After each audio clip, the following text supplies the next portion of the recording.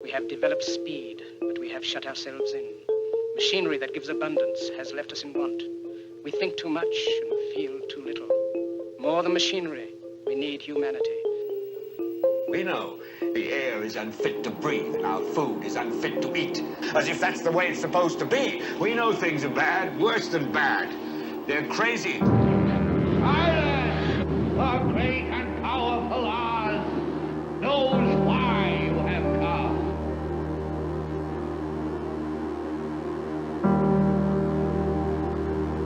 You've got to say, I'm a human being. God damn it! My life has value. You have meddled with the primal forces of nature. Don't give yourselves to brutes, men who despise you, enslave you, who regiment your lives, tell you what to do, what to think, or what to feel, who drill you, diet you, treat you like cattle, use you as cannon fodder. Don't give yourselves to these unnatural men with machine minds and machine hearts.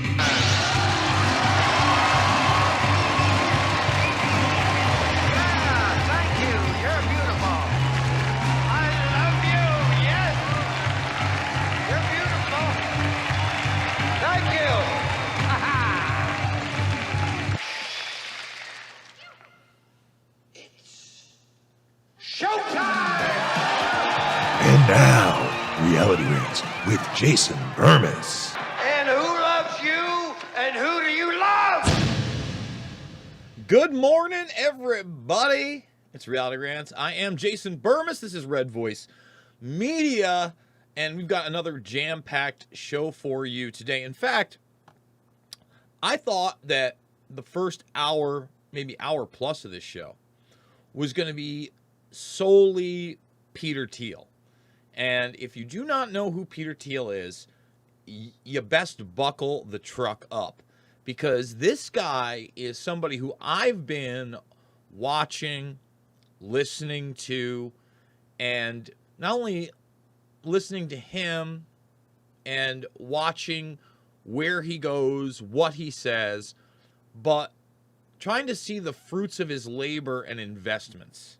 Okay, this is a guy that I put in my film almost a decade ago. We released Shade the Motion Picture, so on my radar well over a decade ago. Basically because he was an up-and-coming nouveau tech billionaire who had a persona of being a libertarian, right? He was a guy during the Ron Paul Revolution, for instance, that got some good spin, especially later on with the Tea Party crowd, because he gave money to Ron Paul. And once again, he was portraying himself as kind of like this free speech, absolutist thinking. Even the United States had too many restrictions. And in my film, Shade the Motion Picture, Webster Tarpley posits the idea that Thiel put forward of kind of a island that is constructed and built, man-made, that isn't beholden to the Constitution and Bill of Rights. And therefore, in Tarpley's eyes, this is kind of like the perfect way for a technocratic type slavery state. Okay? Now, Thiel is the PayPal guy. Every time I show that picture of the Musker-Do, the Musker Nuts, with that terrible hairline, with the PayPal screen on the big chunky monitor, he's next to Peter Thiel. Okay? Thiel, biggest, I think, and first private investor into Facebook. Private investor. Why private investor? Because Thiel also is the Palantir guy, which is a broad spectrum of techno surveillance. And now, again, for the better part of more than probably a decade and a half, maybe close to 2 now, Peter's been around the block, been climbing up, okay? But probably a decade and a half. He's been not only a member of Bilderberg, but a steering member, almost like the younger, hipper counterpart to, say, an Eric Schmidt. Although they're both very involved in kind of all these fields, right? And Thiel often plays the good guy, or at least verbalizes that he's the good guy, warning of things like I don't know, AI, climate, nukes, the Antichrist world government. What? I was so taken aback by this. And what we're going to watch right now, and then we'll come back to full circle, and probably, I'm going to guess because I have all these other clips and all these other stories that I want to get to, is going to be the meat and potatoes of the second hour. Because I was going to actually just cut this up. It's about an hour plus long. It's on Oxford's page. And I think to myself, you know, is this kind of like an inside, I'm talking to the other, you know, quote unquote, I guess, I don't want to call them elites, but the next generation of players in this saga, because, you know, again, he's at Oxford, he's in the university system, and I'm kind of letting them in on the secret. I'm being extremely blunt with them, but then it's also recorded for the internet and it's out there. And that's one of the things that's extremely powerful about the internet. So I was going to try to cut this up last night. And about the first 30 minutes is Thiel giving a speech, and then he gives a Q&A. And there was just, every time I wanted to cut something out, I'm like, no, I should leave that in because I want to discuss that portion of it. And look, he used some words even I don't know. Not that I'm some kind of brilliant person, but he's speaking in a way that is definitely geared towards the crowd that's sitting before him. Now, the next thing that like totally caught me off guard about this clip, and by the way, we're going to get to the clip in a minute. I want to shout out to Gons at Face Like the Sun over at, I believe he's over at Rockfin. But he's the one that made me aware of this clip. Okay, and again, really important clip in my opinion. And he also gave me the link to the YouTube so I could watch the whole thing. One thing I found really odd is that Thiel is sweaty. He's stammering. Now, I've heard him give speeches before where maybe he stammers here and there, but he stammers a lot in this one. I don't want to say that he sounds nervous, but something's off, man. And I mean, listen, I get greasy. I get sweaty. There's a sheen. I get it. But he is ultra greasy from the get-go. And some of the other highlights of Thiel that I hadn't discussed, because there are many. I mean, many. There was no way that I was going to edit this. Listen, in the first, 15 minutes, he pops off on the Manhattan Project. He pops off on NASA. Okay? He pops off on transhumanism and string theory, and he even uses the term Kurzweilian. And he talks about the false promises we've all been made. And it's like, wow. You know, being very starkly aggressive in what he's verbalizing here. Okay? So, we're going to play this clip of Peter Thiel right now. I'm going to do a small breakdown of it. I want you to thumbs this up. Got 145 watching over on YouTube. Can we get 100 thumbs up? Rumble, same thing. Let's hit the like. Share the links. And remember, the second hour is going to be over at redvoicemedia.com/Jason or /uncensored. Sign up, $10 a month, $1 to try for the first week. Okay? Or $100. Lock it in for the whole year. We're not going anywhere. We do it 4 days a week, and we're adding more. There's going to be a lot more. This is a network, which is awesome. I love that. I want to thank everybody who signed up yesterday. I think one of the reasons we got the sign up yesterday, a lot of people go over to Podbean just to go listen live for free. We do that with the premium, which is awesome. But the problem with Podbean yesterday is you want to visually see the INWO cards, the one with everything cards, right? So a few people were like, you know what? We're going to give it a try. Thank you. Thank you. Now listen, after you watch Thiel in this clip, Thiel, I want to say Thiel all the time because it's got the H. It's Thiel. One of the reasons we're going to watch Thiel in this clip and then come back around, okay, and you're going to, you can just listen to that over on Podbean. It's going to be almost the same thing, but you can support the show otherwise. By the way, Thiel also, a couple features here. He had offshore research into experimentation on humans to try to cure herpes. That's another Thiel rabbit hole you can go down.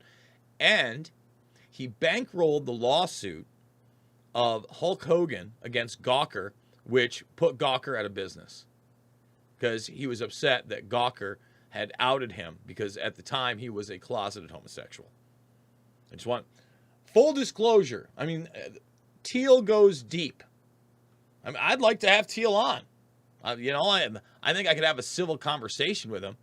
But at the same time, it's like, you know, these people, man. So here's Peter right here.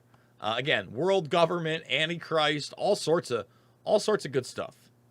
Do not hide under the rock and pretend these things are not real. But we have to make the list complete, and I would include as a very, very serious existential risk, you know, the risk if you end up with a one-world totalitarian state. That also counts as an existential risk, and it seems to me that we shouldn't be too short-sighted about that one. We should always fight that. That's something that always needs to be stopped. And at the same time, he's kind of part of this broad, unelected, you know, global governance body that's constantly pushing global governance. And like I said, I mean, look at him. Stuttering, stammering, dark eyesight. I mean, I got the dark eye sockets too. You know, I get up early. I understand that part, Peter. But boy, oh boy, yikes. Let's keep going.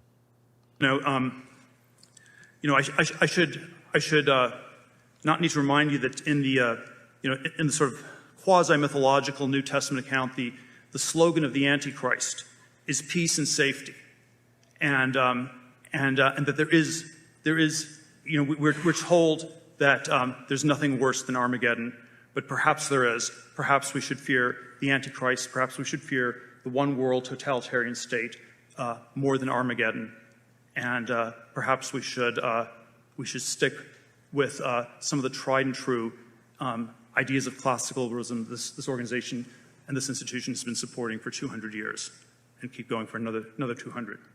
Thank you very much. So that's how he closes that out. Okay, so I'm just gonna say the opening of this thing is just as interesting and strong as what you just heard, and obviously, you know, Thiel doesn't strike me as the religious type one way or the other, and Thiel is one of those guys that is very much also a transhumanist. So he's sitting there, he's telling you, he even questions scientists and the science. I mean, it's a powerful speech. Okay, period. And that's why we're gonna watch basically the whole thing eventually. I don't know when we're gonna start it back up, but that we're gonna circle back Jen Psaki style to that. We're gonna circle it right back. And I'll try to at least get 5 or 10 minutes of the last part of the broadcast so you can hear what I'm talking about when he leads in. And again, I started cutting stuff out, and I'm like, I don't need to be cutting any of this out. This all needs to be heard, okay? So let's move on for a second. Let's keep going down. And there's a few stories I want to hit, and then we're going to hit a fun one. Not as funny as yesterday. I know a lot of people enjoyed what was either one of the best, you know, online dressing downs or setup sketches I've seen in a while. I'm just going to say that here. Green Apple users fume at new feature that slows charging when clean energy isn't used.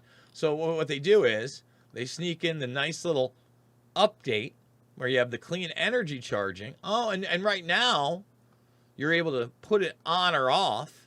Oh, it's your carbon footprint. So you may have a fast charging device and you may have a fast charger, but that fast charger isn't green. It's not Apple official. No. Slow. So at first it's kind of, they'll make it like it's a fun incentive, right? It was a fun incentive to allow, you know, these smart meters in your home for heat and electricity. Fun incentive. No, they're shutting you down. They're shutting you off. They're giving you a new credit score. Now, you know, a lot of people have a hard time believing this when I talk about it, but I'll talk about it right now, and I'll continue to talk about it because it's just, I mean, it's just who I am, and it's part of me. Listen, I grew up extremely poor, okay, and I saw people even that were supposedly like middle class constantly going into debt. And then, what was an appearance that they had, more money or better lifestyle would often come crashing down when they didn't pay their debts. And all of a sudden it was not only a level playing field, it was almost more devastating for those friends that had to go through that with their families. And as of 43 years young, I have never, ever, ever had a credit card. Not once. I have never I've never paid for a car through payments, any of it. Anytime, and that being said, I don't know that I've spent, I think closest is like close to like 10 grand maybe on a car over the years. But every time I bought something like that, usually it's much less than that. It's in the 5 to 7 range. I guess I've put some money into it. I've saved up, or I've had the money. I've made the money. All right, I haven't taken out a loan. I haven't done payments. I don't have a credit card. And I mean, I know people will be like, well, you'll never own a home, and you'll never this, and you'll never that. How many people are defaulting on their mortgages? Secondly, even being in Iowa, I love Iowa. I love it here. You never know where you're going to end up. Okay? And all that marketing is just like, when I want to settle down and I want to find something and I want to do it, I'll cross that bridge. But I just don't want to be indebted. I don't want any part of your credit system at all. At all. It's just me. I don't like it. I go back to those walks I had as a kid with my grandfather. He loved to walk. And boy, he loved to pick up change. And just, we're going to put this away, save it up. It's going to be something. I save your money, save. I'm not even the best at that. But pretty good at being like, I don't want to take out some high interest loan because I'm desperate for cash right now. You know what I'll do? I'll buckle down. I'll sleep in somebody's closet, which I have, or on a couch, and I'll work till I have money and get my own place. Just me. Just how I feel. All right, let's move on down the line. I don't think I went over this one. It's kind of the monsters among us. 9 men arrested in San Angelo for allegedly seeking you-know-what with minors. All right? Just have a look, guys. I want people to know they're out there. This is in Texas. Let's read their names. Devin Hudson, Domingo Cantu, Benjamin Andrade, David D. Lao, Tom Kong Blen, Luis Daniel Osiagda, Travis Michael Kelly, Joseph Garcia, and Terry Fenley. There they are. There they all are. Let's soak it in. Okay, let's see the faces. Monsters among us. They're there.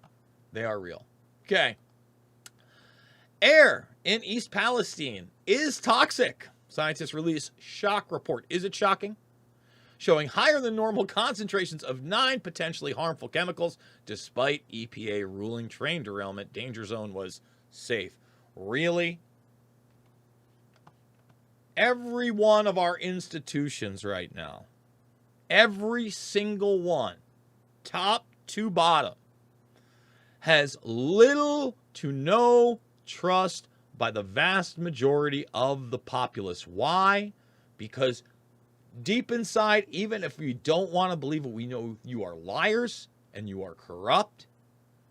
And a lot of people are still clinging onto the idea that they are just so inept and they constantly make the wrong decision. They are incompetent. People don't fail upwards like that unless at the tippity top there's an agenda for these things to continually happen.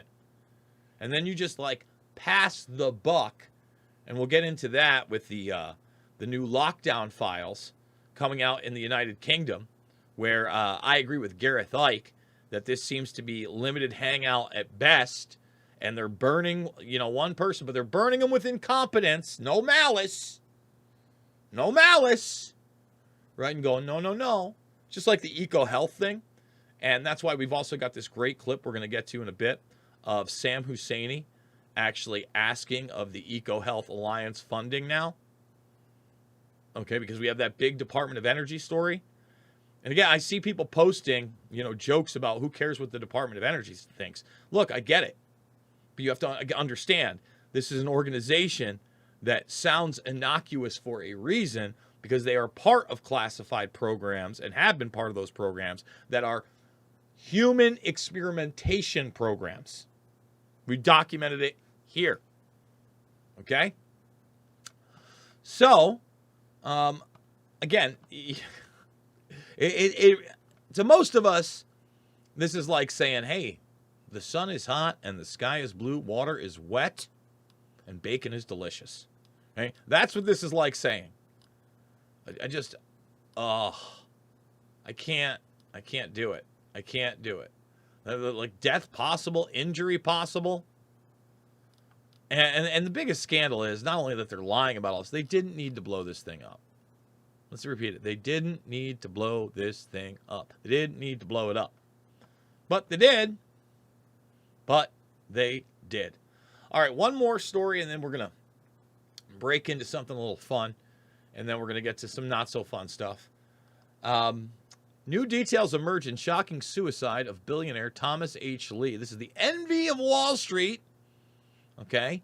And he's a Clinton pal, the 78-year-old philanthropist. Oh, I love when they call them philanthropists. And Clinton pal was discovered by a female assistant on the floor of the bathroom in his office, his family office at the Fifth Avenue headquarters of his financial firm shortly after 11 a.m. on Thursday. The assistant went to look for her boss, a married dad of 5, who pioneered the leveraged buyout industry. Oh, because he hadn't been heard from, sources said. First responders found Lee, also a grandfather of 2, lying on his side with a self-inflicted gunshot wound to the head. Again, I'm not insinuating it wasn't a suicide. If it was a suicide, you have to wonder why. Remember, all these people, like Harvard grad, all these people have all the money in the world, seem like they have the apex of power. How happy are they? What demons do they really have? Questions that should be asked, in my opinion. Just throwing it out there. It's just me. Maybe I'm being a little wild. Okay. So, 2 stories here. 2 stories. First one, I want to show this video because when I saw this video, I was like, oh my God, this is terrible. I mean, what did I just watch? What am I looking at? What did I just see? And basically, look, again, I keep the social media off of this. The only social media we have is Twitter, and Twitter's where I find a lot of these great stories, guys, including the Thiel one, Thiel. Okay. And I see this video, and it's posted by TruthStream Media, and it said, what did I just watch? And it seems to be, like this young, attractive, blonde woman speaking. I'm like, all right, so I'm going to hit it. And the person's talking, and they're touching their lips. And they're like, I can't believe this thing is giving me lips. I came up in the time of, like, the dog filter of Snapchat. And basically, this is like a real-time beauty filter that doesn't make you look like a painting, but changes your appearance in real time rather convincingly. Okay? And I've talked about this technology before. We've known it's existed. Now it's commercially available. You want to talk about catfish in real time? Here we go. Let's just do it to it because this one really. I mean, you make the call, guys. I can't believe this is a filter. The fact that this is what filters have evolved into is actually crazy to me. I grew up with the dog filter on Snapchat, and now this filter gave me lip fillers. This is what I look like in real life. I mean, look at the eye difference. That's real life. Okay? And that's the eye and the lip fillers. Let's go back again. In real time. This is what I look like in real life. And again, that's not like an ugly person. But this person now has a different face. And let's bring it back again. I can't believe this is a filter. The fact that this is what filters have evolved into is actually crazy to me. I grew up with the dog filter on Snapchat, and now this filter gave me lip fillers. This is what I look like in real life. Are you kidding me? Nope, they're not kidding you. And that brings me to my next story. ChatGPT. I haven't played with it. I've considered on this show downloading it live and playing it, by the way, playing with it and, maybe going into the chat and trying to figure out some prompts and asking it questions and having a good time with it. Maybe we're going to do that. But you're going to wonder, this is the next part of AI that we're going to bring into the conversation. Okay? That's what I want to do right now. How am I going to do this? Well, yesterday, a rather portly Bermas, I need to lose some poundage. It's a bad angle, but whatever. Militich has gained a little weight too. Sorry, Pat, I love you. And that's Jens Pulver in the middle. Okay? And Pulver just got put into the Hall of Fame. I'll be calling fights now in about 3 weeks. 3 weeks from 2 days from now. Thursday, Friday, Saturday. CagedAggression.tv, baby. Very excited about that. I love it when that happens. And I went to go shoot a commercial. Now, how does this have anything to do with AI and Chat GPT? Well, my buddy, Justin Holstone, who's shooting the commercial, and we're in his office, actually had Chat GPT write the commercial for him after he put the parameters in the style of Tim, whatchamacallit. I'm probably going to end up with a copyright strike on this one too. Man, I maybe we'll play the video afterwards, because obviously you can see there's some cowbell in there. In fact, we'll play the video in the second hour. But there's a video and it's written in the style of Tim Dillon. It's with myself, Militich. Man, I want to play it. It's so fun. I do look and sound obnoxious in it. We'll wait. We'll do second hour. That's what we'll do. We'll play it in second hour. But the commercial, Justin was just fawning over the fact that he didn't have to write the script at all. And he just put the parameters in. It took about 15 minutes. And he thinks it nailed it almost on the first try. And look, I think there needed to be a little bit of editing. But for a first draft, it's pretty good. No sound it. People want me to no sound it. Yeah, I guess that's what we'll do. I guess, no, you know what? I can't do that either because it's also got a background track. And not to do shop on the air, guys. But I was actually trying to get rid of these copyright strikes from the one ad I run for the network. If you're listening, Ray, they gave me the wrong license.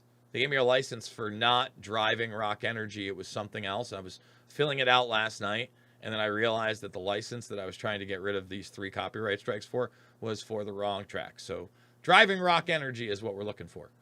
All right. So we're going to wait. We'll get into the not so fun news. I think that the visual AI is enough for now. And we're talking not so fun right now. Not so fun. Did I not? I pull this one too? Yeah, no, I did. Okay. So look, I think that we need to be concerned about World War III and especially nuclear war. All right. I don't like the idea of our troops over there. I don't like the idea of NATO troops over. I don't like the idea of people dying. Now, I saw a post from Randy Rhodes, who, has been in the talk radio game for years. Decades. I believe Randy's been on my show way back in the day. I know that I've been on Randy's show. Randy used to question 9/11. And when I saw Randy Rhodes attacking Jimmy Dore as a puppet of Putin, I'm sick to my stomach. It's like, what happened? First of all, just because you want the war to end and people not to die doesn't mean you're a Putin puppet or a Putin apologist. To simplify everything as Lord Poot, as if Putin's not beholden to any interests, is childlike and ridiculous. Or if there aren't the same kind of complex factors in a nation state that size or superpower that size. Ridiculous. That you can't have a nuanced opinion. Ridiculous. That you can't be for peace. Ridiculous. So I got two clips here, back to back, and they're just incredible. This one is Sean Penn, who, again, Hollyweird. This is the new push for war. Forget about the USO and Bob Hope and all that stuff. No, the new propaganda is guys like Sean Penn. He's hard. Hollywood actor. Big time lefty. And he actually talks about two things that are just vomitas. Oh, vomitas. One, he says that we're being overcautious about nuclear weapons. Don't think you can do that, Sean. Especially the way things have escalated over there. Okay, that's one. And then he says, you know, we need to give them all this equipment, tanks, planes, but we're not going to have to sacrifice any American soldiers on the ground or lives. And the clip that's going viral right now is Zelensky saying that we need fresh young Americans to fight on the ground and they're going to die. You can't make it up. Here we go. This is Wolf Blitzer and Sean Penn. Thing I'd like to say is, you know, having just returned from Ukraine about 10 days ago or so, is that the impact of President Biden's trip was extraordinary. I mean, that's extremely encouraging. Oh, he is extraordinary. Biden can barely speak. We'll be playing that clip after. Biden can barely talk. I think that one of the things that's concerned me, and I think that there's no question, but that they need more ammunition, more long-range precision weapons, and yes, fighter jets. Can you imagine if I was on the news, like I'm on Wolf Blitzer, talking about basically promoting World War III? Now, I'm kind of like in a pseudo-military garb, right? There's a little camo on my hat, but it says Killer Tacos in pink on it. You know, he's got the kind of I could be a Zelensky aide, white t-shirt, you know, plain jacket, camo hat, but Killer Tacos, and he wants to be taken seriously. This and the issue really is that you know, right now they're dying. Every day they're dying. So let's get negotiations on the table. Let's pull back, and let's not fuel the war machine, Sean. What are you talking about? What we are waiting for seems to still be attached to this, I would argue, overcautious concern related to nuclear weapons. Because for one thing, if we're going to live in a world where a bully with nuclear weapons runs the show, you know, there was a former. Let's just stop it there. I mean, he doesn't answer anything. If we're going to do, first of all, bullies with nuclear weapons do run the show, Sean. Look in the mirror, you dummy. I mean, what do you think one of our huge strengths are? It's the fact that the United States actually used nuclear warfare. Okay?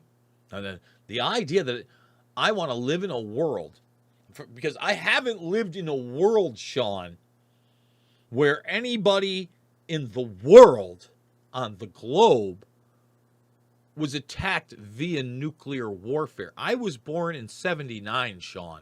I'd like to continue to live in that world. I'm not trying to be undercautious. I'm going to continue to be overcautious, because the person that you're about to refer to after you're talking about this overcautiousness is a U.S. or former U.S. intel official.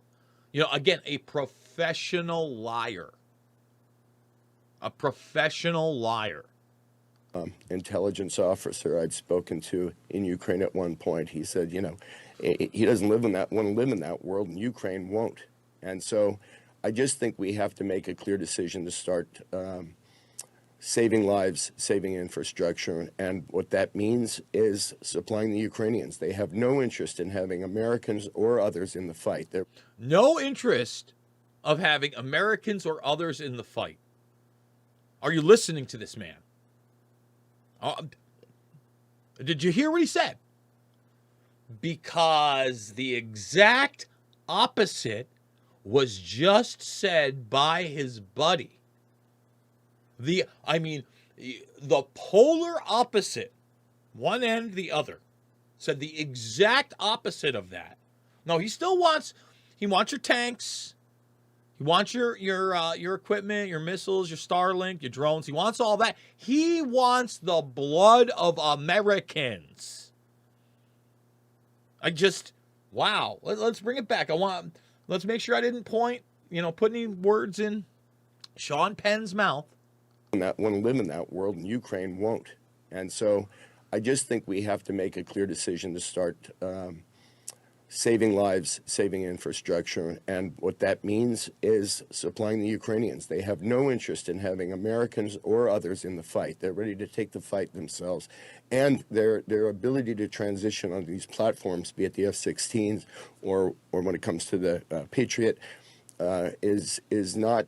I don't think there's been an honest conversation about how quickly they can transition. I think there's a lot in the air about how long it takes, how maintenance, fueling, all of that. But there are a lot of many ways in which that can be, sped up tremendously. So here he is. Okay, you ready? This your buddy saying the exact opposite of what he just said. U.S. will have to send their sons and daughters exactly the same way as we are sending their sons and daughters to war, and they will have to fight because it's NATO that we're talking about, and they will be dying, God forbid, because it's a horrible thing. Yeah, no, it's going to happen. This is we're trying to push this because there's a zombie in office that doesn't know what's going on, who might as well be telling corn pop stories. And I had a nurse named Pearl Nelson, military. She'd come in and do things that I don't think you learn in medical school, nursing school. No, I'm serious, Jack. Pearl Nelson. She'd come in and do things, ba-ba-doo-ba-da. And I had a nurse named Pearl Nelson, military. She'd come in and do things that I don't think you learn in medical school, nursing school. She'd whisper in my ear. I couldn't understand her. She'd whisper, she'd lean down. She'd actually breathe on me to make sure that there was a connection, a human connection. She even went home and brought back her pillow from her own bed because she knew the one I had, the one comfortable. But I'm not joking. He's not joking. He can't speak. He's barely rambling. Like he's looking off to the side. The man runs nothing. The man runs nothing. Did I mention the man runs a nada, a nothing? Nothing. All right? And speaking of running nothing, this is Christopher Wray, the head of the FBI. He's the spokesperson for the cover-up crew of the FBI. And Ford Fisher, he's an independent journalist. I've met Ford a couple times. Nice guy. I like him. He got his question about the pipe bomber of January 5th, 6th, asked to Christopher Wray. And then the follow-up question on top of that is on, the FBI informants and assets that could have been utilized that day, right? And this guy just gives the complete bull-shiz answer. The Johnny nonsense. Again, this is really what Wray's job is. Wray's job is to take the establishment talking points that have been put out by his agency and reiterate them in an authoritative manner, acting like they're doing something. Ford Fisher tweets, what I'd really like to ask the FBI director, on January 5th, 2021, a still unidentified person planted pipe bombs at the DNC and RNC, which diverted law enforcement attention and resources on January 6th. With hundreds of other January 6th defendants arrested over 2 years, how has the bomber still not been caught? Does the FBI director feel confidently that they will someday be brought to justice? Well, I will say that I have enormous confidence in the team, the dedicated team that is... I have enormous confidence in my team. They are the best. Let me say this right now. They know damn well who did that. And they knew that on January 6th. By January 6th, I guarantee you, someone in the intelligence community absolutely 100% knew exactly what had happened. And I'm going to give you a little hint and a clue as to why. Now, this is speculation. This is Jason Bermas saying, hey, this is my opinion. And my opinion is this. The FBI knew who did it because somebody within the intelligence community, they're the ones behind it. Whether, excuse me, whether or not they were the ones that actually planted the bombs, or they just utilized one of their assets or patsies, is irrelevant. By January 6th itself, after it had happened, because CCTV cameras are everywhere, someone in the FBI, whether they were involved in doing it or not, knew exactly what happened, Christopher Wray. So I don't need to hear this just ridiculous, oh, I have confidence in my team.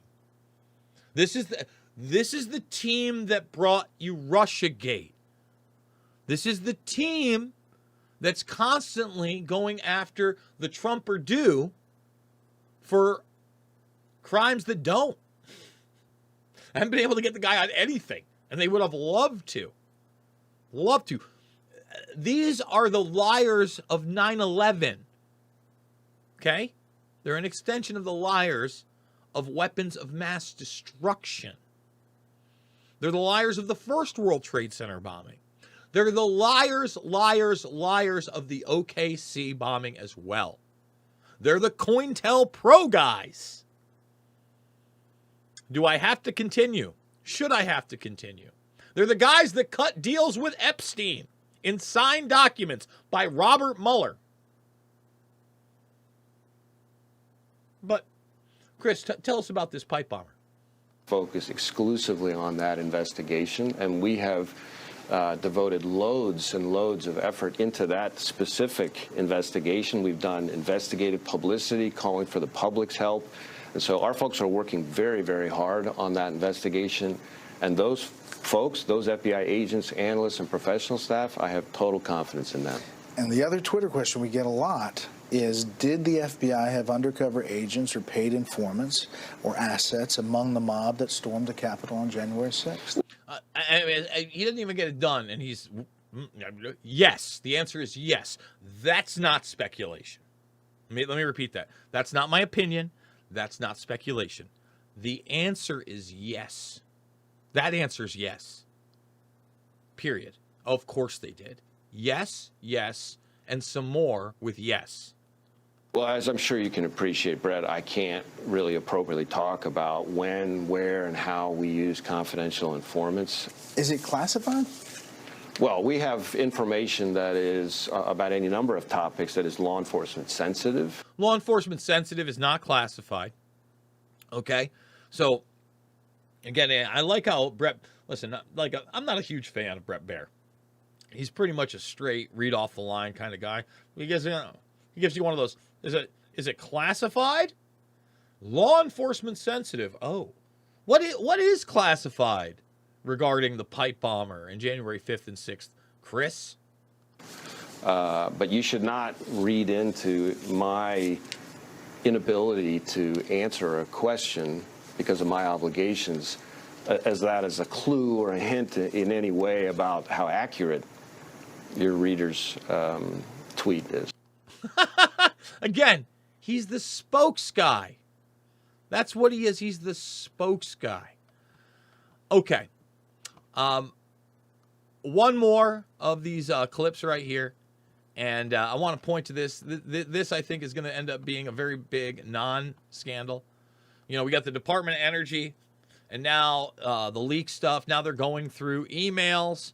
And Matt Hancock is saying, they're saying he rejected expert advice All right, the WhatsApp messages are revealing. He was talked to about what he could and could not do, about what the plan actually was, and he went around lockstep, and now he's getting burned for it. But he's not getting burned for what he really did. He's going to get a little slapski on the wrist and some press, and how could you? And again, incompetence. And that's why this exchange right here, by one of the few journalists left out there, in my opinion, Sam Husseini. We've been highlighting a lot of his stuff because he's been kicking ass and taking names. Here we go. We believe in the importance of doing all we can to understand the origins of the COVID-19 pandemic, both in the context of the pandemic we're still emerging from, but also to better prepare ourselves for any future pandemics that are to come. The other part of this is continuing to impress upon the PRC the importance of transparency. Yes, I did call in. Yeah, go ahead. Thank you. China pandemic origins. Many have reported the NIH role with EcoHealth Alliance and work done to make coronaviruses more dangerous at Ralph Barrick's lab at the University of North Carolina, as well as with the Wuhan Institute of Virology. But USAID, which is part of the State Department, funneled far more money to EcoHealth Alliance, especially through its PREDICT program, than the NIH did. I have a couple of questions on this. When will USAID release proposals, progress reports, and correspondence for USAID grants and contracts to EcoHealth Alliance with subcontracts or other pass-throughs to the Wuhan Institute of Virology and other relevant entities? I'm not immediately familiar with this contract. These are the types of questions you're welcome to send in to us. I mean, you did it when you're addressing China. You did say you're doing all you can to address the pandemic origins issue, and you called for transparency. So if I might get these on the record, why does USAID fund bioweapons agents discovery research? In particular, why has USAID funded bioweapons agents discovery research performed in collaboration with China? We have, and again, if we have anything to provide on these specific questions, we'd be happy to provide that. We have an abiding interest in working with countries around the world on issues of global public health. So you look at this, and this is why I like Husseini. He used the terminology correctly, bioweapons. Now, look, I'm not even sure I should be playing this clip. We're still on YouTube, but I wanted to play it because I think, you know, this is in the press room. This is in a context that I'm not going to speculate at all. And, you know, I'm just glad somebody's at least asking these questions. It's incumbent upon the United States as a responsible country to do all we can when it's in our interests, the interests of the American people, but also when it's in the interest of the global community, as is the case with infectious disease, to work with countries around the world to strengthen this global health resilience. But the stipulation here is that this collaboration could have caused the problem. Specific question. So there he is, Sam Husseini, Husseini.substack.com, an actual journalist. All right. Like I said, when we go over to the other side, I'm going to show you the Chat GPT commercial that came out, and Justin added a little spice at the end, but otherwise the whole thing is written by AI. But first, I want to go back to Peter Thiel. I promised we would watch some of it. Really, that's going to be, again, the meat and potatoes of this second hour. But I really felt like this was extremely important. So here we go. Well, Charlie, thank you so much for that terrific introduction, and a lot of different things to cover. I'm always reminded of a question a colleague of mine liked to ask. What is the antonym of diversity? What word is the single antonym of diversity? And university. And did you get it? Did you get it? University is one, diversity is many. The guy in the scarf back here got it. He got a little chuckle out of Thiel. There you go. Just want to put that out there. And I think it is such a great honor and privilege here to speak here at the Oxford Union, where for 200 years people have been thinking about the crisis of the university, the crisis of the West, the crisis of classical liberalism. There are elements of this that are, of course, timeless and eternal. And then, of course, there are parts of it that are always, there's always sort of a kaleidoscopic newness and effervescence to it as well. I framed my talk as anti-classical liberalism. And he's kind of a joke there. Anti-classic liberalism. When I heard him say that, all I could think to myself is this guy is talking about the post-truth world. And he gives a lot of hints to that throughout, kind of questioning what is truth, what are taboos, who should we trust, can we trust the science if we can't understand it? So you have a double negative that's kind of a positive, a quadruple negative is also kind of a positive, and if you and I'm going to try to sort of outline as I see the argument as well as the best arguments against the university, classical liberalism, sort of the free Western world, and at the end of the four negatives, I will still come down on something that I think is quite close to the values that would have animated the Oxford Union already 200 years ago. Now, I'll start with sort of a little bit of a historical anecdote. I was a student at Stanford University in the late 80s, early 90s. We had a lot of these crazy culture wars, wars about the nature of the university. One of the ones where I sort of first came in some ways to sort of political awareness was an intense debate at Stanford about the Western canon. A course called Western Culture was a required freshman course. In some ways was a debate about the course, but of course was also a debate about the whole Western civilization it represented. There was a famous protest that Jesse Jackson led at Stanford. Hey, hey, ho, ho, Western culture's got to go. It was a sort of referendum on the course and on our entire civilization. And I started one of these sort of independent, conservative, libertarian, alternative newspapers. We decided we should investigate it. We needed to sort of describe the new curriculum. We need to figure out ways to denounce the new curriculum. Now let me just stop this. So he's talking about the culture wars all the way back in the 80s and early 90s. All right. And what he's about to describe is really the Streisand effect regarding him. So essentially he's talking about starting this small paper at Stanford with what he's saying are conservative viewpoints.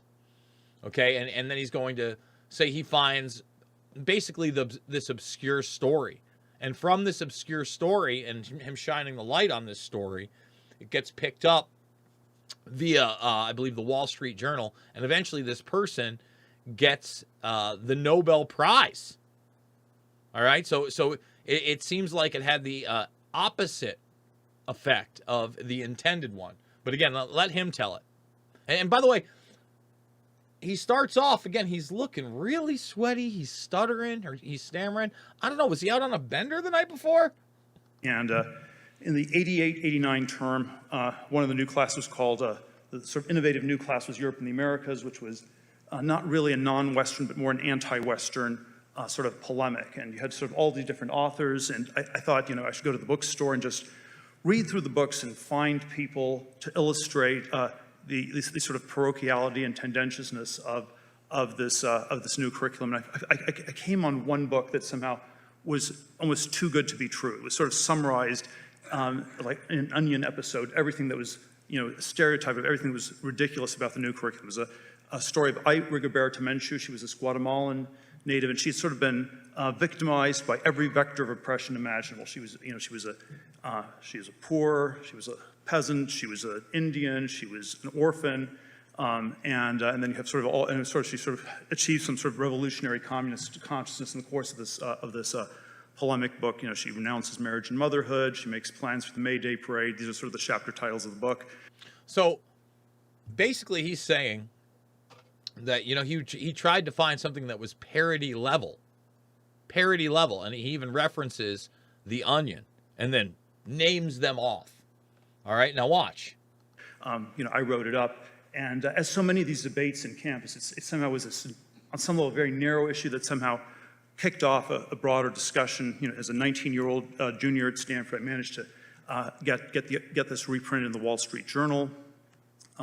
When some of the conservatives wrote books about the insanities of the universities in the late 80s, early 90s, one of the conservative people, the Stanford chapter was entitled "Travels with Rigoberta," and so I sort of succeeded in turning her into an icon for this thing. And then then sort of 4 years later, fall of 1992, I'm now clerking for a judge. I'm driving to work in Atlanta, Georgia. And on the radio, it's, we just have an announcement. We have someone who's just been selected for the Nobel Peace Prize, someone nobody's ever heard of. It's Rigoberta Menchú. And I sort of realized at that moment that, I thought I was engaged in some kind of cosmic battle between the forces of good and evil. And actually, I had just been a two-bit actor in some left-wing drama. So let's just stop that. I thought that was super interesting.